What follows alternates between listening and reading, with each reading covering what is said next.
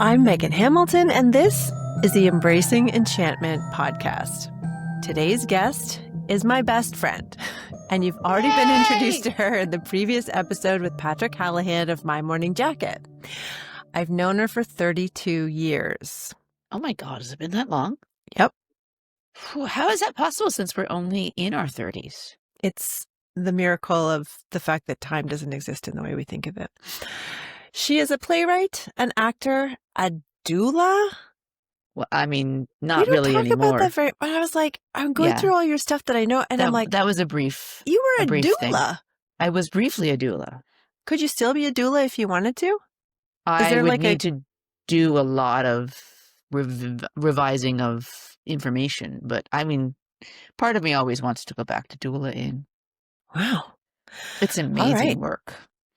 I have been at the presence of one birth. I was, I guess, kind of a doula. One, it's good for me, even though it was wonderful. That's where you and I differ. And a published author of 2 books, Beneath the Stairs and the recently released Keep This For Me. Please welcome my best friend, like I said, Jennifer Fawcett. Hi, Jennifer Fawcett. Hello, Megan Hamilton. Published author. Yes. Oh, there's my book. There's one book. Oh, there's one book. There's not only just one book, there's 2 books. Yeah. Oh, there's the other one. Look at that. And that's not including the plays. So, how's it going over there down here? Yeah, where you are. I mean, fine. Personally, fine. Yeah. Yeah. Aside from all the stress. Aside from, the state of the country, which let's not get into that. That's for another question coming up, though. Hopefully you're okay to talk politics today. Oh dear. Okay. We met in theater school, and since then our career paths have meandered around, but I'd say we're still, they have. I know. We're still using a lot of that experience in our work today. Absolutely. While I'm shuffling cards, can you talk a little bit about how you went from theater school to writing thrillers? Yes. Well, you're a part of that story. Am I? So I went from, you are. I went from theater school to writing plays, which were hopefully thrilling to watch, but were not thrillers. They were. And in fact, I stage managed one of your plays. Yes, you did. You did. So I went from being an actor to being a playwright, and discovered that I liked that a lot more than being an actor.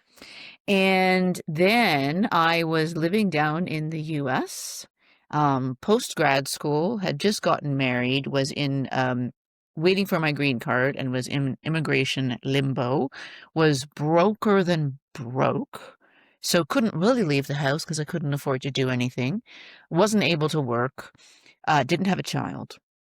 And was talking to you, and you said, oh, you should do NaNoWriMo. You were the one who introduced me to NaNoWriMo, which is, for those who don't know, this month. It's November. It's National Novel Writing Month. But it's actually international because it happens all over the world.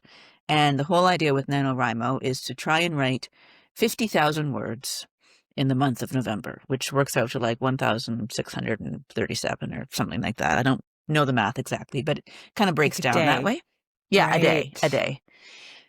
Obviously, you don't have to write them every day. You could write just on the weekends, but most people, I think, try and hit the word count every day. I'd never heard of it, but I had absolutely zero excuse not to try because I had time and I had a computer, and I'd always wanted to try writing a book. And so I decided to try NaNoWriMo on your suggestion, and that really was the beginning of Beneath the Stairs. Because I wrote 50,000, actually I wrote 60,000 words. And what came out of it was the beginning of that book. Yeah, this book right here? Right there. Yeah, I mean, it took many years from when I did NaNoWriMo to when I actually finished the book and got an agent and went out on submission and then got a publisher and then had it published. Like that was a long trek. But the start of it was actually you. Me. I mean, yes. You're not the only person who said that to me before. I'm just kidding. I love that. And I have that email. Do I you looked it really? up. Yeah, because we were talking about this a few years ago. And I was like, I honestly didn't actually remember. So I had to go back and look It's it like up. this deeply meaningful thing to me. And you're like, did I say that? I just, you know how it is. It's like, that's how it goes always. It's like, Yeah. you say to your parents, like, remember this magical day when, and they're like, what? No. Or they tell you like, that didn't happen that way. This That is didn't actually happen. how it Yeah, happened. you're And you're like, remembering it all incorrectly. no, I mean, I remember that time. I remember being very worried about you. I remember you were, like kind of stuck without a whole Very. lot of possibilities. And I think I tried NaNoWriMo like maybe once or twice, and like day 2 I was like, "Ugh, no, I can't do this. But you did. And then, okay, let's pull a tarot card because then I want to get into it. But one thing I really want to talk about after we pull the card is that period of time and a realistic expectation of how long things take to happen, Oh my goodness. right? I don't want to depress anybody. I think mean, it's my really my important. book journey is a very long one. Most people don't take quite as long as I took. Well, But it wasn't a direct path. we'll talk about it because everyone's path is unique. Everyone's And path is different. also, you're, I think I think it can be helpful. Anyways, we'll get into this, but I think it can be helpful to have realistic expectations and to cast your net of expectations quite far and wide so you don't give up after month 6 of 100 Yeah. rejections going, well, I guess nobody likes me. I Yeah. guess this career path is not what I'm going to be doing, right? Yes, I definitely have things to say about that. Yes. Okay. So let's just see what kind of tarot card wants to come up. Okay. This is just a time to take a minute and think about themes. This is universal. If you're listening to this, this is for you.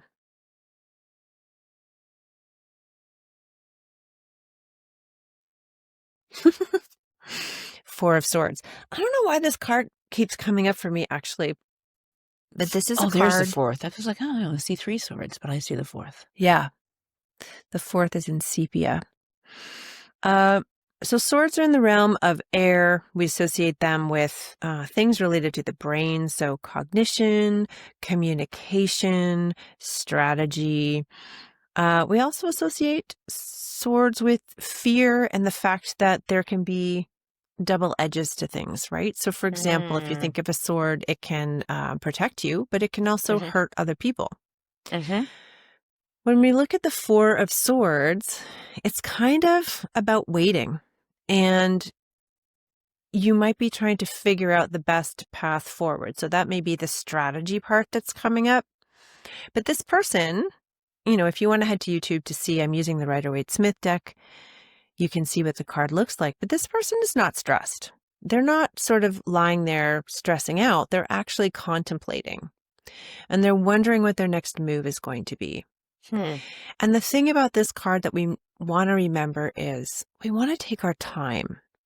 I'm a person who happens to believe that there are no wrong choices, that when we are faced with choices, we will make a choice and there will be consequences because of it. But generally,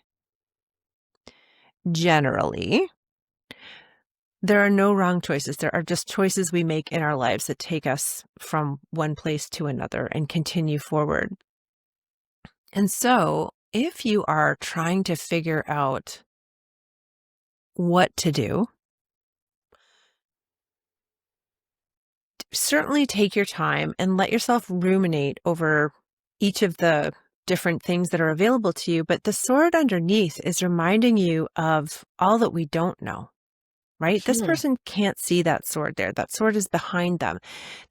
We can make decisions based on every possible thing that we do know, but what we know is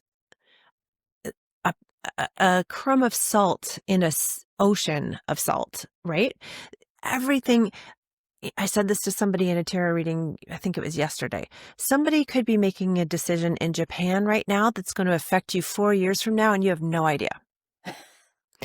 So, we just kind of have to like make a call, plug our nose, close our eyes, and jump in and go forward. And that's what I think the message is right now. However, we can't stay in inaction for too long because as we can see from this person, they're in sepia. We know that color exists because there is this stained glass window. And so perhaps this person is starting to fade, and it's time to start thinking about what the action is going to be, right? We cannot stay stagnant in any situation because that's when things start to really erode. So take that as your missive for this moment in time. And speaking of time, I think the time frame for you was 10 years. Yeah, if you really want to go from like the very start to the moment the book came out, even more than 10 years. Yeah, because it was 2009 when I started, and 2022 when the book came out. So that's a long time. It's a long That's a very time. long time. Mm-hmm. And there's so many different pathways you can take as an author these days, but you really wanted to go the route of having an agent and having a publisher. Yes. Yeah. Yeah. And I went the traditional route. Why is that important to you? Or was that important to you? It was important to me because I felt like I didn't know how to do anything. I didn't know anything about publishing, and I find marketing myself terrifying. And so, though it's since learned that you actually, even when you are with a big publisher, you still have tons of the work is still on you. And I think it was also me needing someone else. It's funny because I didn't end up doing this in theater, but me needing someone else to validate the work and say, oh, no, it's good enough, right? Like, so in theater, I self-produced a play first, and that was the biggest thing that was frightening to me. Was the first time I was going to go on stage and perform part of that play, I realized no one had given me permission. Like no one had published the play, right? Which is a form of vetting. It's someone else hadn't, published it and then done an audition and then cast me, right? All of these are stages where like there's like somebody saying yes each step of the way to like yes to that play and yes to that actor, and none of that had happened. I had just written it myself and cast myself. And so that was really, really frightening because I didn't have all of those sort of outside voices saying, yes, this is good. This is fine. This is worthy of people's attention. And so it was very frightening, and it was very empowering when the audience liked it. Are we talking about Janie Jones right now? No, I'm talking about Goat Show. Oh, Goat Show. Oh my gosh, very first play was Goat Show. Yes. So, which was an autobiographical one-person show about growing up on a goat farm. And that was the other part, is that it was a story about me. So it was like, but I did it, and it was a sort of a life-changing thing to do because I said yes to myself. And that kind of changed everything and set me on the trajectory of becoming a writer. But yeah, then when it came to publishing, I did want to try and find an agent because I didn't know anything about trying to get into the world of publishing. And I think if I hadn't found an agent, then I might have, found a way to move forward. And I was very close to not finding a publisher and was starting to really consider moving into self-publishing. But did end up finding a publisher. But there's no guarantee that will last because this is a very unstable kind of industry. So, everything, fortunes can change for better or for worse, very quickly, and you just have to kind of keep moving forward. But I love what's helpful, I think, is is the idea that, I think I mentioned this to you, and maybe I didn't, that I've been doing this thing this year called 100 Rejections, where I'm trying to get 100 rejections, right? I think you might have told me that. Yeah. And so um, the premise of it is that you're trying at least 100 times to get somebody to pick up on something that you're, pitching. And so in this case, I'm letting all of the different things that I pitch be part of this 100 rejections. Because people don't know, people who don't necessarily put themselves out there for whatever reason, like maybe that's not part of their job, or they don't want to because they feel nervous about it. People don't realize how much rejection, like even, the big guns face at any given point. And I think it can be really helpful and, empowering to know that you're going to face a lot of quote unquote rejection, but you can also change your mind about how you're going to see it. And so for this example of 100 rejections, when I saw that somewhere, I was like, done. I love that idea. I don't love, it doesn't make it, it's not like every time you get that rejection letter, you're like, yes, I get to cross this off on my 100 rejections list. But it does mean that you're like, okay, I'm keeping on trying. I'm keeping on trying. I'm keeping on going. I'm not just letting this be the end of this dream that I have. And going back to Beneath the Stairs, which I should say, you know this, but I have not read. I have, which is terrible best friend material. No, because it scared you. So I read the first version of the book. And I don't even know if that was the first. It was a version of the book. It was a version of the book. It was back when it was called The Octagon House. And which it was for many years. Yeah. I immediately fell in love with the characters because you are so, your characters are beautiful in all of the different ways, all of the different mediums. You write beautiful, thoughtful, really evocative characters that... Thank you. You're welcome. That, I really relate to. And I'm not, not just me, like a lot of people. And so right off the bat, I was just really intrigued by the characters and I wanted to learn more about them. They were in that period, grade 7, grade 8, grade 9, where you're riding around on bikes all summer and you're excited about boys and like you have a lot of firsts. It's a time of huge transition. Totally. And uncertainty. And then you put them in the basement with a horrible situation that... I had to say, I think I can't do this because also back then, things have actually changed a lot, for me in the last few years, especially, but I was not able to handle that kind of, stressfulness and that, in writing, the anticipatory like creepiness. Yeah. Also, it was a shock having known you as long as I have and you not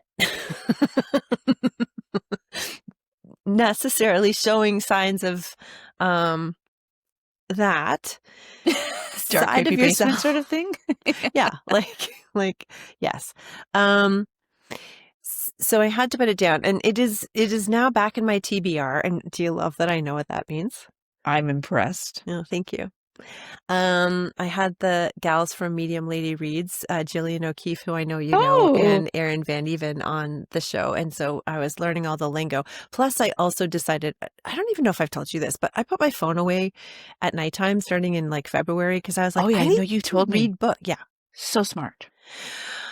I have read, I don't know. I mean, some people are like, oh, I'm already reached like 250 books this year. And I'm like, oh, I'm at 25 or 20 and I'm so proud of myself. I don't read that many. I don't even know how people do.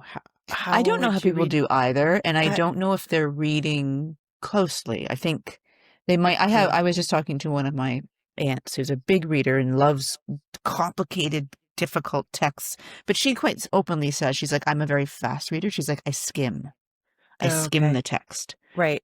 Where I don't skim the text. I read much more. I'm slower. Me too. But I think it's, whatever you get out of it. I also listen to tons of audiobooks, which I count as reading. Of course you do, because they're reading.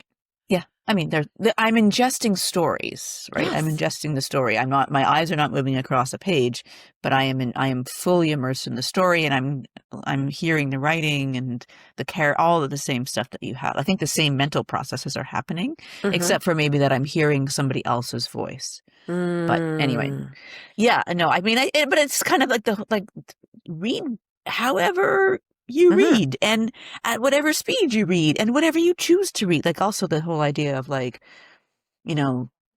genres, like there's all sorts of like biases that people have about certain types of books. But I'm like, whatever, just read what you love. There's so much out there.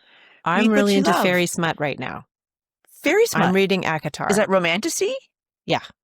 Oh, yeah. It's really big right now. Made up creatures having sex with each other. It's the best. Have you read any of those books? A Court of Thorn and Roses? Oh, okay. Oh, those. Yeah, no, I haven't. I like them. Perhaps that's another genre you could explore. Please just don't put our beloved people into horrible, terrible basements. And I think I should also say fairy basements, though. They'll be magical basements. Yeah, exactly. Yeah, that's what I mean. Magical basements is fine. Horror basements? Terrible, sure. Whatever. Just not I know. where we're so worried about them. But, and I'm teasing Jen, by the way. That actually got taken out, didn't it? Oh, yeah. It was the bloody handprint on the wall that was one step too far for Megan Hamilton. Well, I didn't even think I got that far. I got to the part where she's like the basement was totally dark, and she reached out and touched something, and it was sticky on the wall. And I was like, what the fuck? Like, I can't do this. I'm like, is it? And actually that reminds me, because you gave me that House book. Remember that? That book called House? Is it called House? Anyways, I'm getting in the weeds here. House of what? Yeah, no, I don't know. What? House of Blue Leaves? No, but it was like, it was an interesting book because it had different sized letters and different fonts, but it was like the house went on forever. Yeah. I might be confusing it with a play. But it's, I totally know the book you mean. I'm looking for, I'll have it up there. House of Leaves. House of Leaves. Okay. Sorry. Yes. There's a play called House of Blue Leaves. Oh. House of Leaves. Yeah. Where it's all a footnote. Yeah. It's a very fun book. Yeah. Complicated, fun, playing with structure sort of thing. But also really scary. Yeah. Mm-hmm. Yeah. So I couldn't finish that one either. No, it's okay. I think you were preparing me for Beneath the Stairs, but I am now actually ready to read it properly. I just need to get through. And keep this for me. My newest book is not that scary. No, it's not. And that's a great segue to the reason we're here today. I did finish this book, and it is, I mean, I don't want to go. I am your best friend after all, but it's a masterpiece. And so you can just keep going. Just keep going. Okay, I will. Brilliant characters. Absolutely. Like, everybody is complex. Did you recognize any of it? What do you mean when you say that? Well, you're not in it. Because it was inspired by a play that I wrote. Oh, yeah. We were living together, and you helped produce a reading of it at the very least. Mm-hmm. Did I? Is that you did I? Yeah. Really? You were involved in some way. Did I do the catering? Yes. Okay. All right. So, are you? Can you get arrested for this, or am I allowed to talk about this? I'm not going to get arrested. Okay. Listen. Your country is doing some wild I things. know. My country's bonkers right now. I'm so sorry. Canada is also my country, too. Canada is Jennifer Fawcett's country, and we claim Yeah. her. Yeah. One of my questions is actually, when are you moving back to Canada? Because what are you doing? But it's a little more complicated than that, but yeah. I know. Very much. But so at that final closing night, or the after party, Jennifer asked me to cater because she had catering budget, and I think I was pretty broke. So I did. And one of the things that she asked me to do was to make some pot cookies. Oh, I think those were your idea, but okay. No. They were your idea. It was for somebody in your cast, and who will remain nameless. Remain nameless. But I made chocolate chip cookies with wheat in them, and laced. I know, but everybody knew. It's not like we were tricking anybody. No. Which we would never do. Never. Not ever. Cool. Never. Like literally the worst thing. But yeah, no, that's terrible. There was 2 cookies left over. You were like, here, you get to keep 2. And I kept them in the freezer. I said that? Mm-hmm. Oh, okay. And I kept them in the freezer. And then you moved to America, and I got another roommate, and I just didn't touch them. I forgot they were in the freezer. I don't remember. And then she and I moved to another place. So those cookies were like probably 2.5 or 3 years old. And one afternoon on a Sunday, so I was freezer like, burnt. I'm not doing anything. I wonder if these cookies still work. So I ate like a half of one, and it was the best high I have ever had. We had friends come over, and I was like, you guys, I really enjoy napping when there's people around. I'm just going to have a little nap on the couch while you're all talking. And they were like, okay. I had a little nap. So just in case you also have this stuff in your freezer, it still works. Be careful. Anyways, back to keep this for me. Yeah, that is all. It's all coming back now too, actually. The driver. Yes. Yeah. But one of the things I loved about it was there's, for almost all of the characters, and it's hard because I really don't want to get into giving it away. Yeah, no spoilers. No spoilers. Promise. They're incredibly complex. Oh, there's good. Bits about them that we absolutely love for the most part. Mm-hmm. And then there's like, nobody goes without some kind of shadow element to them. Tell me a little bit about that. Well, I just think that's how people are, right? Mm-hmm. That's how we are. I mean, a character who is all good or all bad would be incredibly boring and really hard to write, I think. I mean, I'm really fascinated by having people, why do good people do bad things, sort of thing. It's interesting, right? Or why do we make the choices that we make? That's always the question, is why do we make these choices? And it was kind of like what you were talking about before, right? Like there's so much that you don't know. You have to make a choice. And you make a choice with the information that you have in front of you at the time.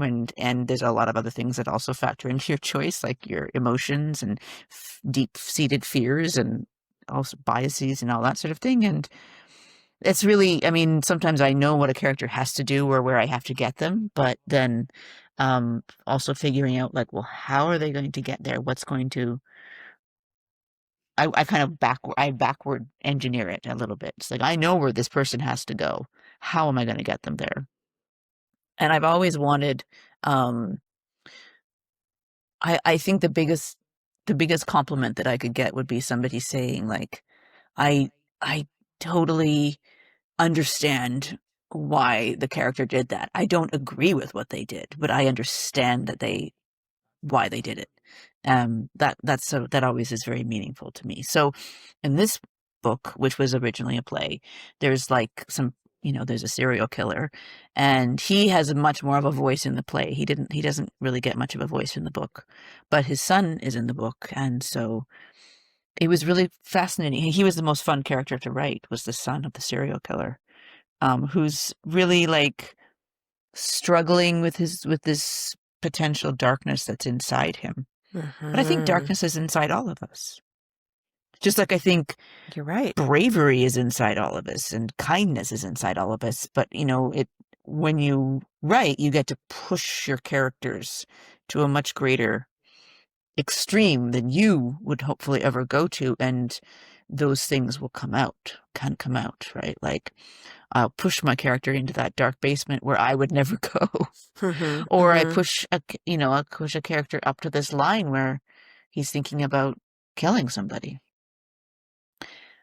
And I think, and making the choice, like, is he going to do that? Is he going to cross that line or is he not? mm-hmm. Yeah. And that's where this incredible complexity and this, I think this really does speak to probably the fact that it was a play first, but also your experience taking over characters, right? One of the things we learn in theater school is you have to love your character.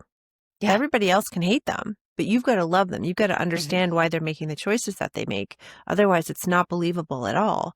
And sometimes that can be, psychologically tough, Yeah. right? To shake Yeah, off but how afterwards. are they? Yeah, what is their point of view? What is their characters? What is their point of view? And I think that's one of the most fascinating things with writing, and I do think it comes from acting. Absolutely, no one thinks that they're a bad person.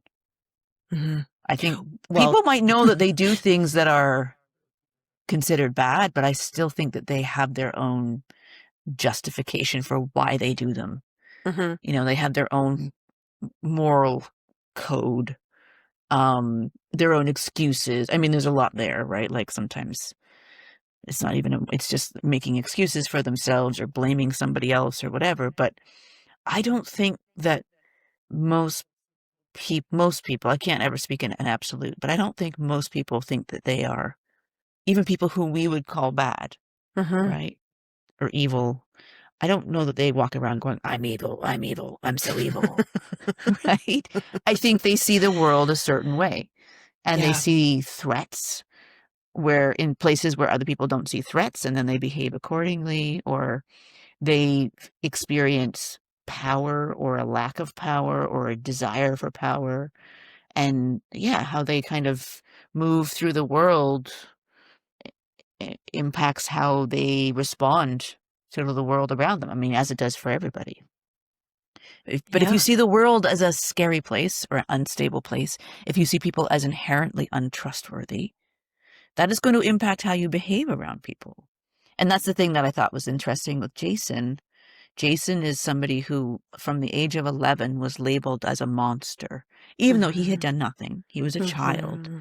But his father had done horrible things, and so he gets tainted with this unwanted inheritance, much Yeah. like Fiona, the protagonist, who gets labeled with with victim. That's her inheritance, also unwanted.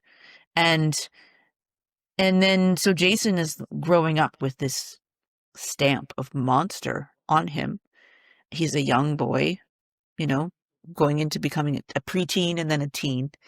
I think we can be very quick to judge boys, teen boys, but he's also being treated horribly, right? He's being treated that way, and he's questioning, like, is my father did these horrible things. My father killed people, and is that in me? Is it like, is it going to have to come out? Is it just like genetic and it's inevitable? Can I control it? And if he's there's so many things that he's fighting with. Like, he's trying to figure out his relationship with his father, who is completely absent. And who he is as a man, and this is the main example of a man that he has, which was a man who used violence.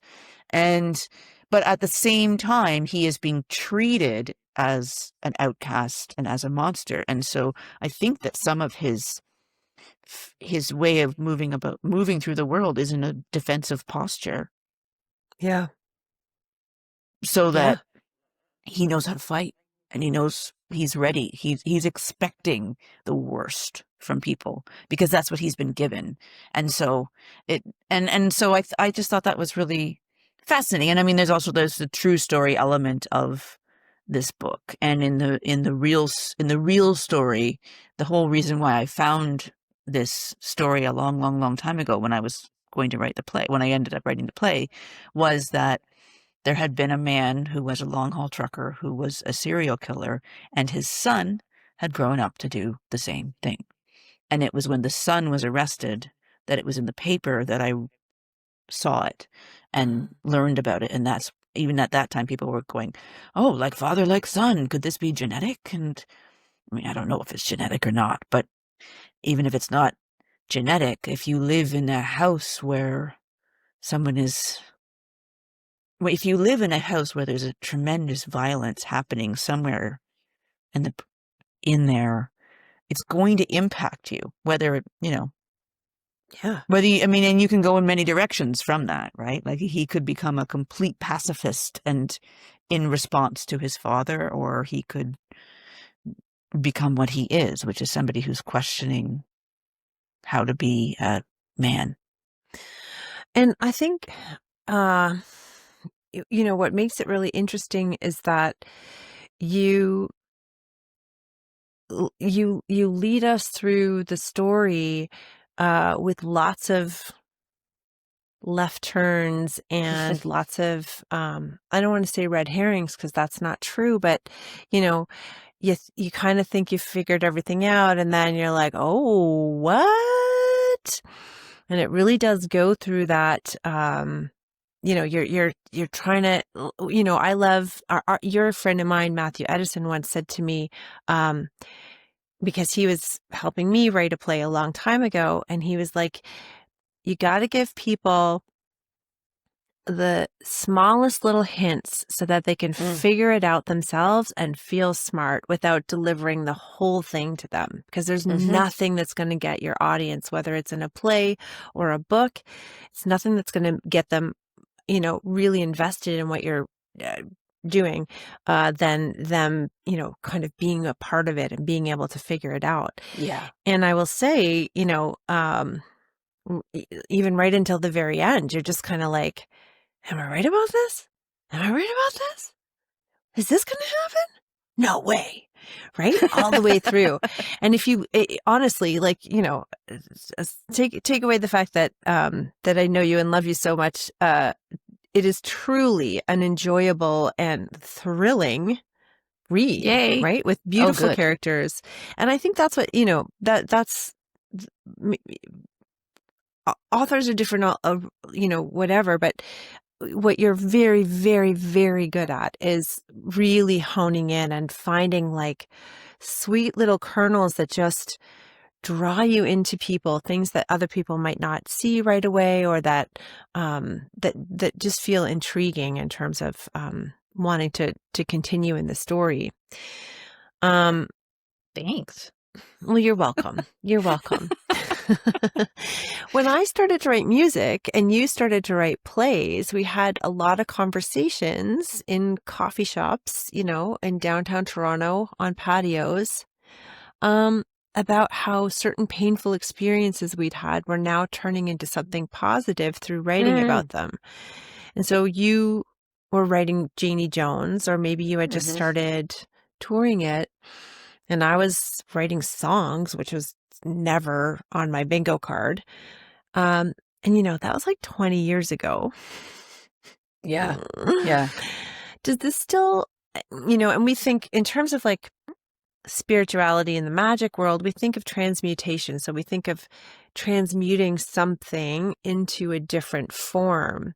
Do you still see your writing work like that? Do you still use, okay, talk about that.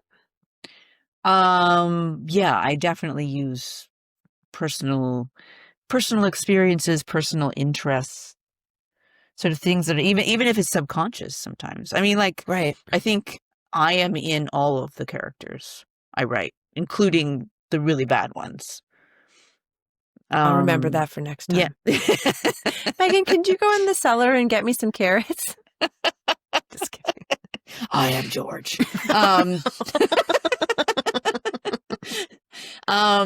But I think, I I guess I don't really know how else to do it besides to kind of put yourself in their shoes. But by putting myself in their shoes, it's my feet. Right? I'm in their shoes, but it's with my body. So Yeah. I don't know. Like I mean, there's things that kind of just, or maybe it's as I'm in a character and moving through an experience, memory kind of automatically just kicks in. And if I was ever in something similar or, not identical, but emotionally similar, not necessarily situationally similar, that I know what my response was. And so that's sort of my first go-to, or sometimes I write what I'm the most afraid of. A fear that I have, I let it kind of like flesh itself out a little bit more. I write a lot about motherhood now. Motherhood's really big, and it's really big in one of my plays that I wrote when my son was born, and it's really big. It factors into both books, though in both books, the protagonist is struggling with the potential of motherhood and has a very complicated relationship with an absent mother. My mother is not absent, but motherhood's just a really, really big thing. And it's something that's really on I think because I'm a mother. So it was a profound experience to become a mother. And it's something that is present every single day. And it's something that changes constantly as my child's age. And, as he changes, I change. And, so that's also a really big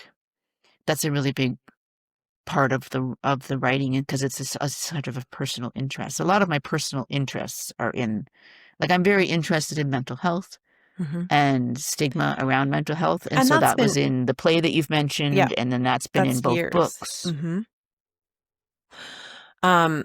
But would you say then that, let's say you decide to explore one of your fears and you like allow the book to kind of be the vehicle through which you're taking a look at this, do you find then that on the other side of that, is that fear changed? Do you have a different relationship to that fear? That's a really great question. I mean, the fears that I have about anything concerning like motherhood and fear, they're so big. I can't say that I'm like over them, but I don't know. I mean, I have to think it must be in some way, right? Because I've spent a lot of time sitting with it and letting someone else deal with it. Letting my character sort of live through worst case scenario, right? Like, so I don't like the play that the last play I wrote 10 years ago. My son's about to turn 10. I wrote it 10 years ago. Is and that it's Apples about in Winter? It's Apples in Winter. And it is about a mother who is making an apple pie for her son who is on death row, and he is about to be executed.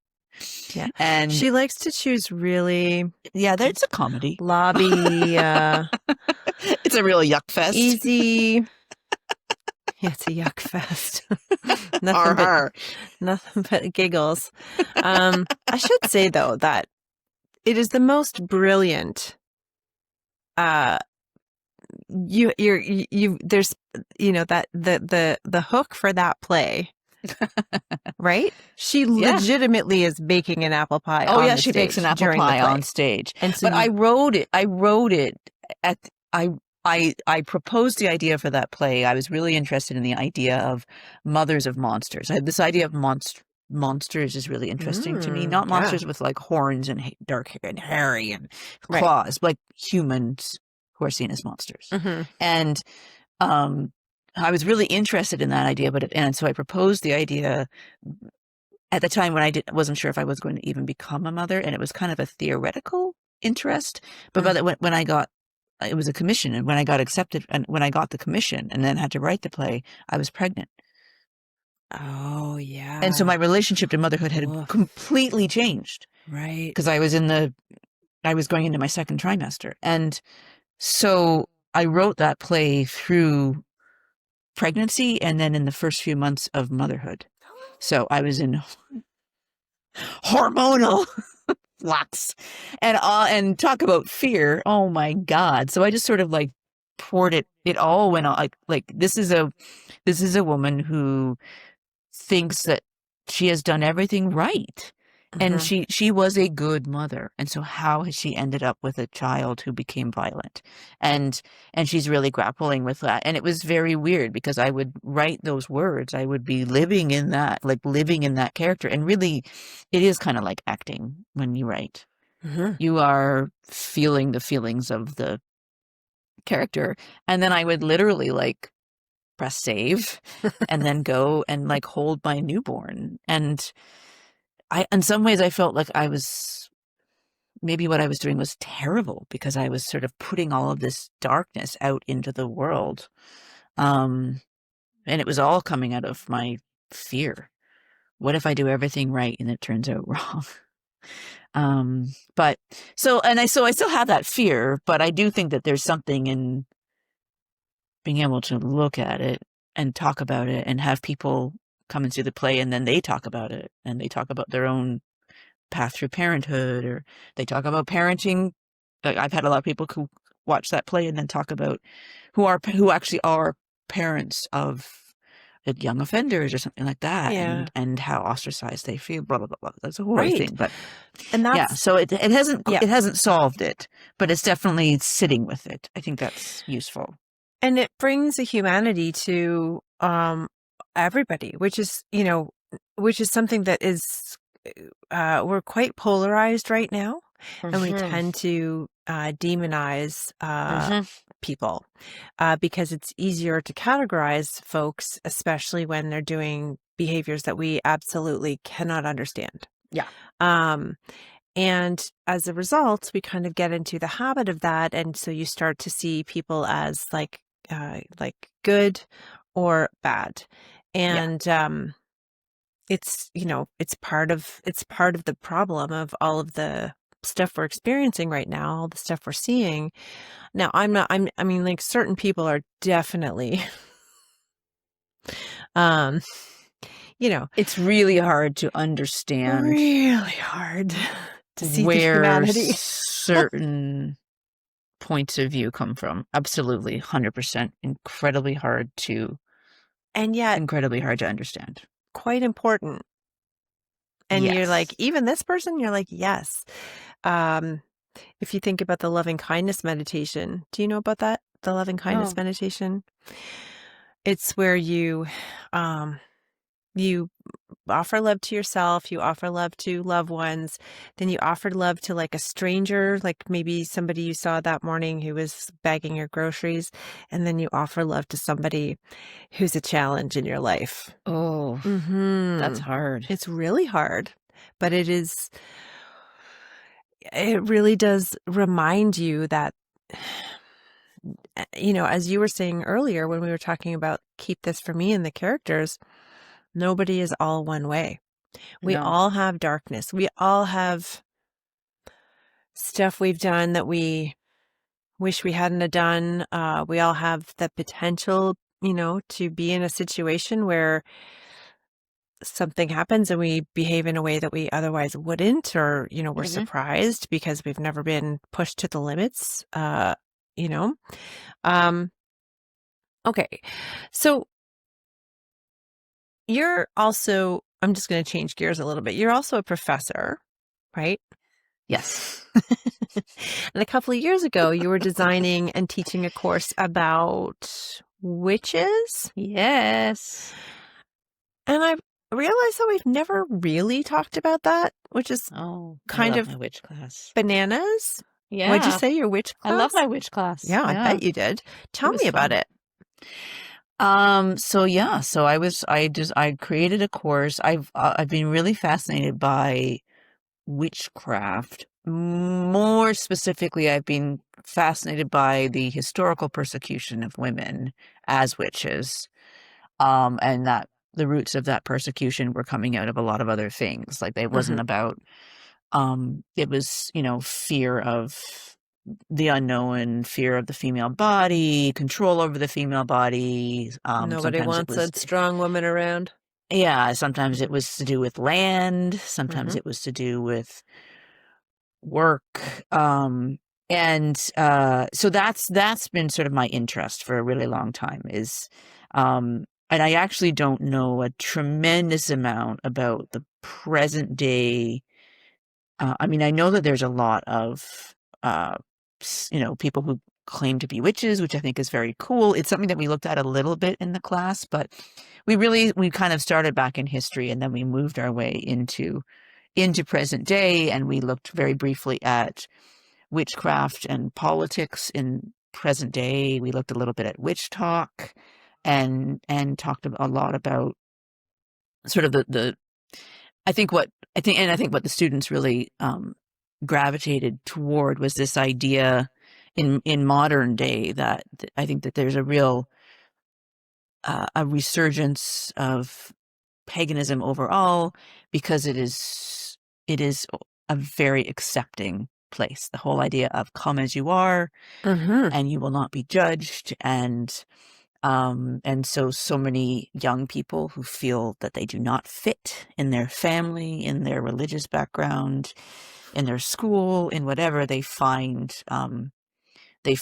community in that, and there's very, very close tie-ins to environmentalism and the whole climate change movement, of trying to like honor and preserve our earth because it is a practice that is grounded in observing where you are and what's naturally happening. So but the class was really fun. So we would talk about history, and we focused primarily on the burning times, which were it's a roughly a 300-year span in Europe. When there were persecutions all over the place, in various European countries. And then we kind of moved into present day. We sort of like jumped around a little bit. It was very much an overview course. I mean, any of the subjects that we talked about, we could have spent the entire class talking about. So we talked about the tie-in. My original interest in the whole subject came out of my interest in midwifery. And so the crossover of midwives and witches was really, really fascinating to me. And what was behind all of that was really fascinating. And yeah, I mean, it's such a humongous subject that I'm completely fascinated by. I'm looking over at my bookshelf because like I have a bajillion books over there about same. it. Yeah. So, and it's a class I would love to teach again. Really, it's a class that lives in sort of gender studies, and I'm not a qualified gender studies. I was teaching it as an English class, but what was really fun Sneaking was it that in. I snuck it in. Yeah, my students, the students. I mean, it was always a class that was very popular, and I had a lot of students who wanted to take the class. It was always full, and we would have really, really fascinating conversations, and they came at it from a lot of different angles. So yeah, I mean, we talked a lot about acceptance, and we talked about this whole idea of manifesting and sort of putting these things out in the world, and what is magic, and what is that, and so many things. But it really These are also the things felt we like talk about on this podcast. yes, and it just also felt though like I am so not an expert in any of these things. I'm very much a student in these things, and I'm really, really interested in it. But any of those could have been, like I said, an entire semester we could have just spent talking about that or talking about that. Yeah. But it was a wonderful class to teach. Yeah. I would have been the first person to sign up for that class if I was. Well, you would have been brought in as a guest lecturer, not as a student. But next time. Next time. And actually, that reminds me, because you were talking about how I was, like an email I sent to you a long time ago instigated your first book. And then I have failed to mention that the reason I'm into tarot at all is because, I mean, who knows what would have happened, but you gave me my first deck for my 23rd birthday. It's over there. I can't reach it right now. It's not this one, but it is this one. It's a Rider-Waite-Smith deck. And you gave me my first tarot deck. And then, that got me starting my relationship with tarot cards. So, you know, Yeah. we inadvertently have Yeah. been crisscrossing through time, sort of planting Yes, we have. seeds for each other and like how things have turned out. Yeah. Look at that. Look at that. Look at that. And now we're still in our 30s, and yet so much time has passed. Yes. Well, you are. I Oh, you're in your 20s? I'm a little yeah. That's right. What'd you do? And speaking of, okay, so I have my own answer to this, but what do you think is the secret to the success of our very long friendship, especially considering we went to school together, we lived together, and at the same time worked at least 2 jobs together, and then you were doing the play that I was in, so that was 3. All at the same time. And we traveled together for 3 weeks together under mostly harmless, but sometimes harrowing circumstances. We've had pretty horrible experiences together. We've laughed on hospital gurneys while eating Costco snacks. Yes. We haven't lived in the same country, let alone city, for nearly 20 years. Yeah, that's crazy. And we don't actually talk like that much, right? No, a few times a year. But here we are. But I always feel like I can just sort of pick up where we left off with you. Absolutely. So what's the secret? What do you think the secret is? I don't know. That's a really putting you on good the spot right now. Yeah, I don't know. I'm just incredibly grateful. Oh, girl, me too. But I don't know. Like, because I mean, I think that friendships, like romantic relationships, can have a lifespan. Because there are some friendships that I had and they kind of, I'm not really friends with that person anymore. And it wasn't because of any horrible thing that happened. We just sort of grew together and then grew apart. And in the same way that sometimes with a romantic relationship that happens, right?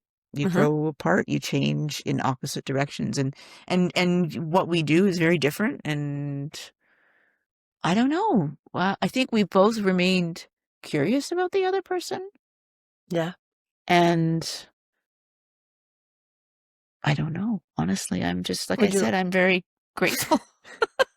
Would you like to know that my you're answer? Still my friend. Yeah, I want to know your answer. It's My probably answer better is and more that articulate than mine. It's very articulate. You are incredibly tolerant of me is my answer. No. Well, that would go in both directions. No, not even close. For those of you who recall the episode with Patrick Hallahan of the band My Morning Jacket, where we referenced Jennifer Fawcett, because back on that was the sidekick tour that we were doing. And I mean, I feel like you and I could do, like, we could probably do an entire season of a podcast just breaking down stories from that one particular trip. Because there's a lot, like a lot. However, we went on that trip because you had got into a master's program to do writing in Iowa City, and you wanted to scope it out and see if you could find an apartment. So this is before, like, we printed out our maps on MapQuest. And we had the North America. We had an old school Rand McNally atlas. Yep. Yeah. I still swear by those, but yes. That doesn't surprise me. I feel. Would you say is it safe to say that I have embraced technology in a different way than you have? Yeah. Okay. We'll leave it at that. But on that road trip, what is this technology that you speak of? Is there a book about it? Yeah. You know, a lot of stuff happened that was my fault, and you, to your credit, didn't ditch me as a friend, even though at one point you were incredibly concerned about my safety. You didn't know where I was. People were tripping on your tent. Well, the djembes were playing in the background of Bonnaroo. You had spiders in your tent. There was a lot of things that were not fun. Very long fear of spiders. So I would like to thank you for your tolerance of my shenanigans over the last 31, 32 years. Well, they make for great stories. And I mean, They you're not do. the only one with shenanigans. I am the one who ran the border and almost got a shot. And That's a really good point. was my foot on the gas, not the brake. And we So almost Jen got ran the shot border by in that road trip. Yeah, that's how it started. Just that's how we kicked it off with a bang. We In did. your Like defense, they you almost didn't see shot the out our stop sign. tires. You were worried, but people did come running out with rifles and kept telling us that we were not privileged enough to live in the United States of America. Yeah. We did not have the right. Yeah. And that also makes a really good story. That's what I mean. Like we could just, maybe we could write a book about it. Hey, maybe that's your third book. Well, you've already started your third book, haven't you? I've started it, but it's in the horrendous, messy stage that I hate. Right. It's very chaotic. I don't know what it is. It feels to me, the best way that I can describe the feeling is if I feel like I'm locked out of the house. I'm going around and I'm banging on all the windows and the doors. I'm trying every potential entrance. I can see it's in there, but I haven't yet fully found my entryway. I think at this point I might be getting into the garage, but I'm not fully inside yet, and have you it's tried incredibly the chimney? frustrating. It is a popular choice this time of year. It is. Yes, that's true. Yeah, so I'm still kind of it, and so I spend hours and hours kind of wrestling with this thing and not really feeling like I have anything to show for it, which is incredibly frustrating. But I also know I've come to learn my routine and my rhythms and know that you just have to keep going. Keep going. And it will come, because at one point, both of the books that you've held up were also in this stage. Mm-hmm. One of my favorite memories of you when we were living together is that you would fall asleep at your desk. Oh, I still do. I'm sure of it. I just don't get to see it as much. But you'd have this little desk nap. Yeah. You'd have your hands down and then but you would sleep like that for hours. Well, no hours. I mean, no, legit. I don't sleep like that for hours now. Okay. But I definitely still do that. Different responsibilities. But I would sometimes wake you up and make you go back to bed because I was starting to get concerned about your neck. But back then we were 28, and who worried about necks back then? Exactly. Now I'd be out for 2 weeks if I did that for 10 minutes. I'd be creaking and cracking all over the house. All right. You can find all the information and takeaways from today's episode in the show notes or at embracingenchantment.com. Please subscribe and follow wherever you get your podcasts. Leave a review or a voice note. You can find out more about Jennifer Fawcett in the show notes, and be sure to grab Keep This For Me for all your book-loving friends this holiday season. Make sure you're subscribed because we have some exciting episodes coming up, as well as an incredible back catalog. Until then, here's to building an enchanted life.